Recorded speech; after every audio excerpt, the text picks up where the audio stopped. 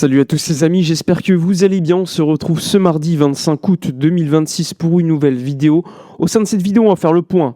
L'état physique de Rodri, est-ce qu'il sera dispo pour le prochain match de ce jeudi? On va parler de Alvarez avec tous les derniers développements de cette histoire. Est-ce qu'il va signer au Barça cet été? On va aussi parler d'une nouvelle option qu'on a déjà évoquée en défense qui pourrait être une alternative très intéressante en cas de départ de Baldé. Bref, il y a beaucoup d'actualités au sein de cette vidéo. N'hésitez pas, comme d'habitude, à vous installer tranquillement, à mettre un petit like, à booster, à commenter, à partager, à booster également la vidéo, ça fait plaisir. N'hésitez pas, ce soir, nous serons en live sur Twitch et YouTube, donc n'hésitez pas, comme d'habitude, à me rejoindre, à follow sur ma chaîne Twitch, mais également sur YouTube. Bref, on sera là ce soir. Si vous voulez également m'aider, il y a à rejoindre la page YouTube en dessous de la vidéo. Il y a également un petit souscription sur Twitter ou sur Twitch. C'est gratuit avec un compte Amazon Prime. Donc n'hésitez pas, ça fait toujours plaisir. Et si vous voulez participer au week-end Barça-Villarreal avec les tickets, l'hôtel, etc., vous m'envoyez un petit message privé sur Twitter ou en mail. Je vous enverrai le lien du site pour checker l'expérience. Si vous êtes intéressé, vous y allez. Sinon, tant pis, c'est pas grave. Bref, on y va, let's go. On débute. Alors déjà, on va parler un petit peu de Rodri. Alors Rodri, il commence à s'entraîner avec le groupe. Il a effectué son premier entraînement avec le groupe hier. Donc Rodri, physiquement, va plutôt bien. Donc ça, c'est l'aspect positif. On l'a vu faire des rondos, courir, etc. Donc on s'y attendait. Il avait dit en conf de presse lors de sa présentation qu'il se sentait bien, qu'il était prêt directement à jouer. Ça a mis un petit peu de temps. Il n'a pas été convoqué pour le match contre Elche et c'était plutôt logique, il faut le dire. Là, il est attendu pour être convoqué pour le match contre Bilbao de ce jeudi. Alors, il sera probablement pas titularisé, ce qui est assez logique, mais il est attendu d'être sur la feuille de match à minima. Il pourrait, comme Cancelo contre Elche, avoir quelques minutes en fin de match, selon évidemment le contexte. Si le contexte est défavorable, peut-être qu'il ne rentrera pas.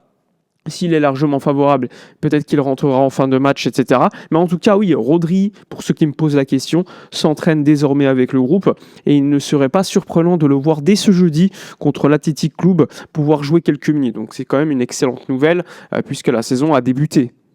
Concernant notre ami, cette fois-ci, Casado, on va parler un petit peu de Casado, j'ai eu des actus hier, même sur le numéro 9, mais d'abord Casado. Alors Marc Casado, on m'a dit que entre aujourd'hui et demain, on devrait avoir communication par les différents médias du départ de Marc Casado. Il aurait choisi à ce moment-là sa future destination. On verra si ce qu'on m'a dit est vrai ou pas. Mais en tout cas, il est attendu entre aujourd'hui et demain que Casado communique au Barça sa décision. Donc le prochain club du joueur, il part, il va partir.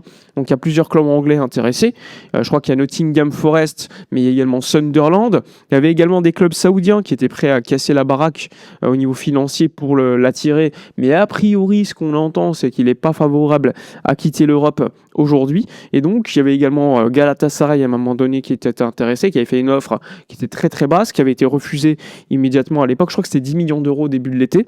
En bref, Casado va choisir sa destination, ça va permettre au club de faire une bonne plus-value comptable, un petit peu comme Hector Fort, qui lui a deux offres intéressantes, la Real Sociedad et Dortmund. La Real Sociedad offrirait entre 8 et 10 millions d'euros pour 50% des droits.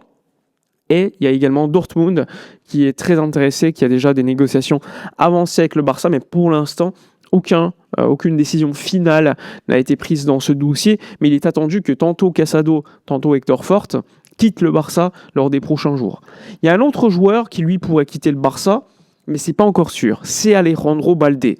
Un Baldé qui au début de l'été a refusé pas mal d'offres de certains clubs parce qu'il estimait tout simplement qu'il n'y avait aucune raison qu'il parte.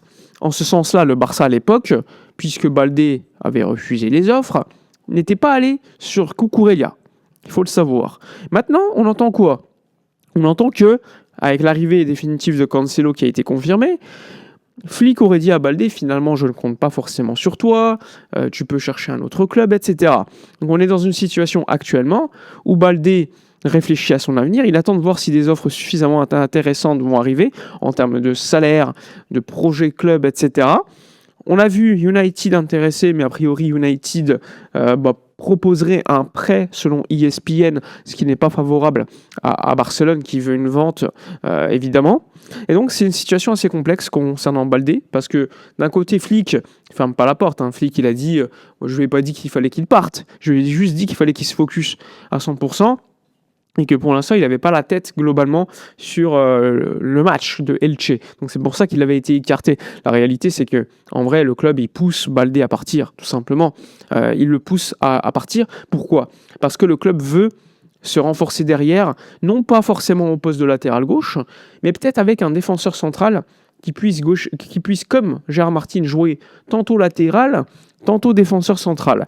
Et l'option numéro 1, je vous en ai parlé dès le mois de juillet, c'est Castello Luqueba. Alors à l'époque, il y avait eu une prise d'information, mais ce n'était pas avancé, comme je vous l'avais expliqué. Ces derniers jours, on a entendu son nom revenir. Au départ, on m'avait expliqué que non, il n'y avait aucun contact. Puis ensuite, on m'a dit oui, bien une reprise de contact, mais pour l'instant pas plus. Aujourd'hui, dès ce matin, il y a The Athletic qui explique que Luqueba serait l'option numéro 1 en cas de départ de Baldé. Pourtant, ce ne sont pas des joueurs qui jouent au même poste. Luqueba est plutôt un défenseur central, Baldé un latéral.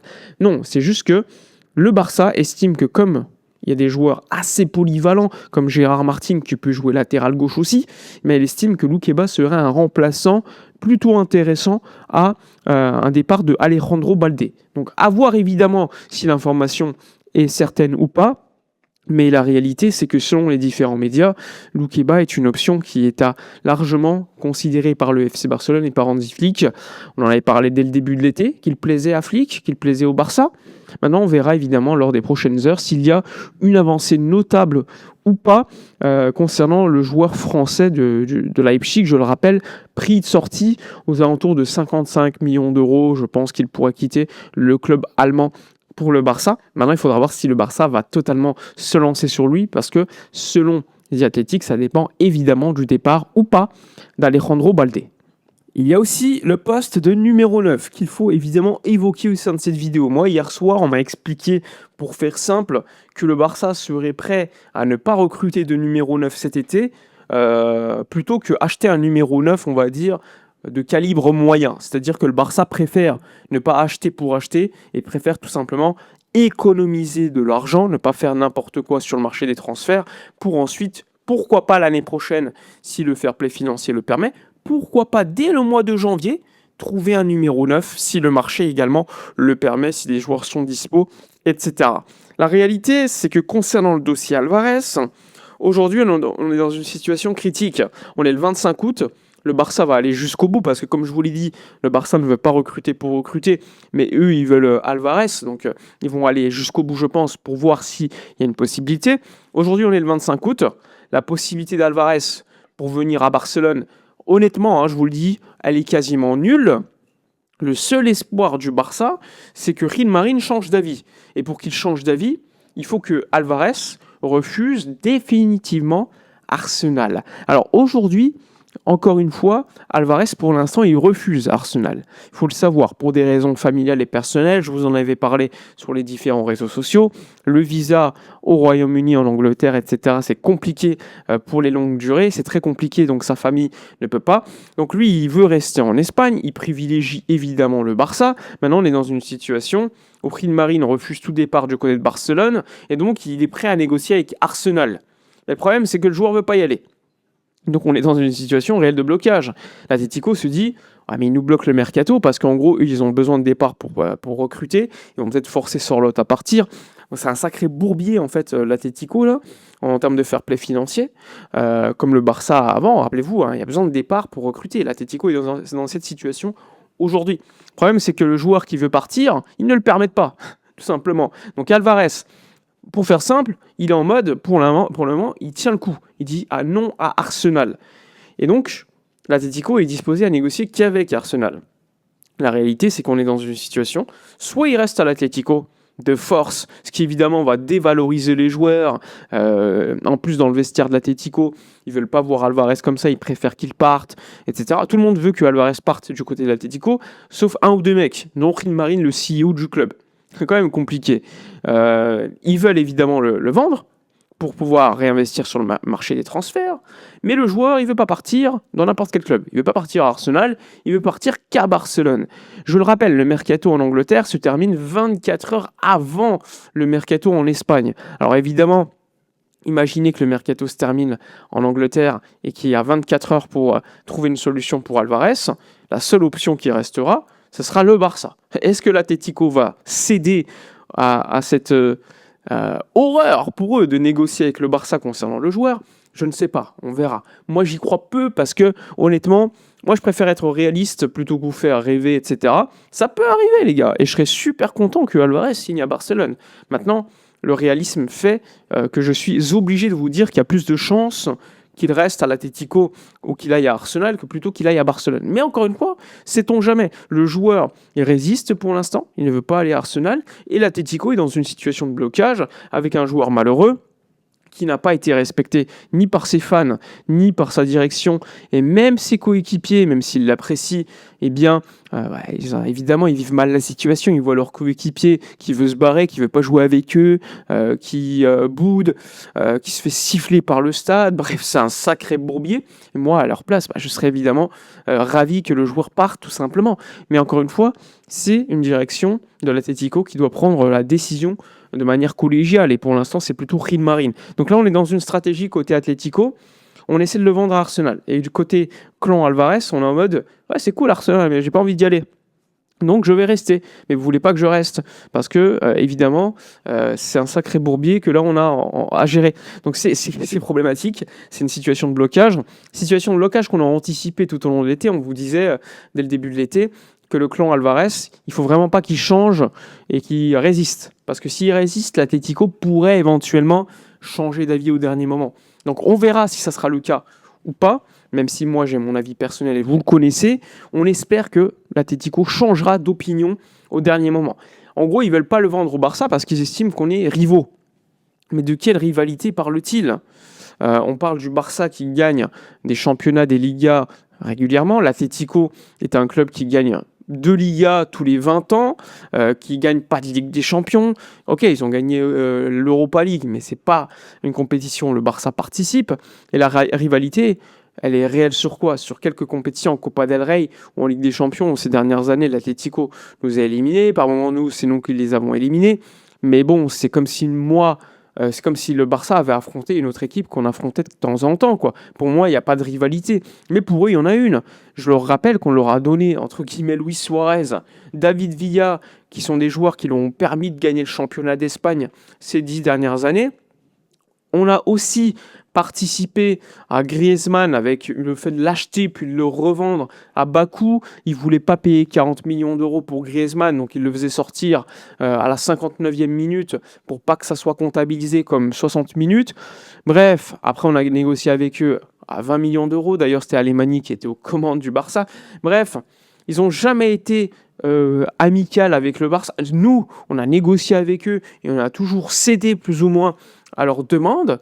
Mais eux, ils ne veulent pas négocier avec toi, quoi. Donc ça, c'est quand même la folie au niveau de ce club. Mais bon, encore une fois, c'est eux qui décident, c'est eux qui gèrent leur club comme ils l'entendent. La réalité, c'est que sportivement, il n'y a pas débat. Mais bon, encore une fois, ça, c'est l'opinion de l'Atlético de Madrid.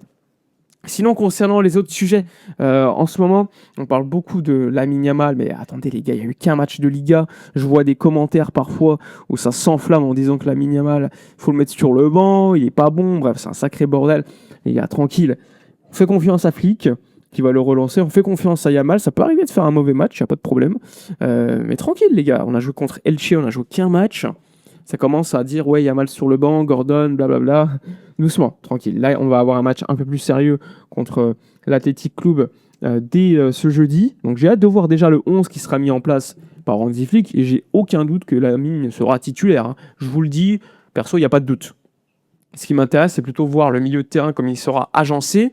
Pedri, est-ce qu'il sera titu, etc. Je pense que oui. D'ailleurs, vous l'avez vu, Gavi, finalement, c'est une contusion au genou. Je vous l'avais expliqué que c'était pas très grave après la vidéo du débrief contre Elche, puis le lendemain, donc hier. Donc ça a été confirmé. Gavi, pas une blessure grave, contusion. Il devrait manquer le match contre Bilbao, mais il devrait être dispo pour les matchs suivants. Donc bonne nouvelle. Bonne nouvelle, on avait un peu peur pour Gavi, qui n'a pas fait un bon match contre Elche, mais on préfère qu'il fasse un mauvais match plutôt qu'ils prennent une grosse absence pour une blessure en plus au genou. Là, ça aurait été pas très bon, ni pour lui. On s'attend donc à un milieu de terrain, je pense, Bernal associé à Pedri. Et en 10, on verra si c'est Olmo plutôt Fermin. Vu l'état actuel, je pense que ça sera plutôt Fermin au début de cette saison. Mais on verra. En tout cas, beaucoup de choses au niveau actualité du Barça avec un Deco et Laporta qui se sont réunis ce matin pour voir un petit peu le mercato, comment il avance, etc. Donc là, on arrive au moment que moi, personnellement, je déteste le plus, c'est-à-dire la fin de mercato, où là, les informations, elles vont dans tous les sens. On essaie de gérer au mieux avec des actualités plus ou moins fiables. Donc ça, c'est un peu compliqué. Mais surtout, on se rapproche de la fin du mercato, c'est-à-dire la fin où on est plus tranquille, quoi. On arrive vraiment sur le sportif à 100%. Donc on verra en tout cas à la fin du mercato comment elle va se dérouler. J'espère que vous serez là tout au long de cette saison pour regarder mes vidéos, non pas que les vidéos d'actualité, mais également les débriefs de match, etc. Donc n'hésitez pas à donner des petits conseils pour tout cela. En tout cas, ça m'a fait plaisir, ça me fait plaisir de continuer avec vous pour une nouvelle saison. Espérons cette fois-ci avec la Ligue des Champions au bout. Mais en tout cas, le plus important, c'est qu'on prenne du plaisir, qu'on partage notre passion tous ensemble. Et donc, si vous voulez me soutenir, n'hésitez pas à mettre un petit like, à booster la vidéo, à la commenter. N'hésitez pas non plus, si vous le voulez, à rejoindre la chaîne et à souscrire sur Twitch, Twitter. Vous pouvez également participer à l'expérience Actualité Barça pour le match Barça-Villarreal. Bref, si vous voulez continuer à alimenter cette passion, n'hésitez pas, il y a beaucoup de canaux pour me soutenir ou pour rejoindre l'aventure. Bref, passez une agréable journée, nous on se retrouvera ce soir.